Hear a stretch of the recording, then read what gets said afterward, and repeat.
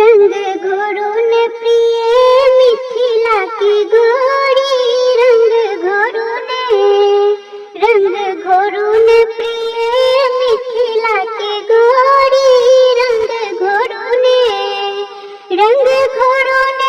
हो, रंग घोरुन हो, रंग घोरुन हो, रंग घोरुन हो, रंग घोरुन प्रिय मिथिला के गोरी, रंग घोरुन।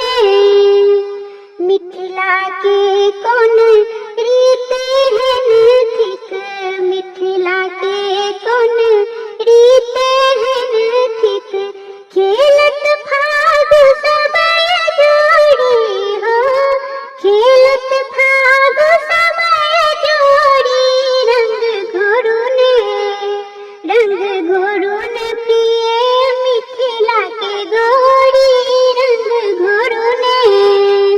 किनका हाथ कनक पिचकारी, किनका हाथ कनक पिचकारी, किनका हाथ अबीर छोड़ी हो, किनका हाथ अबीर छोड़ी,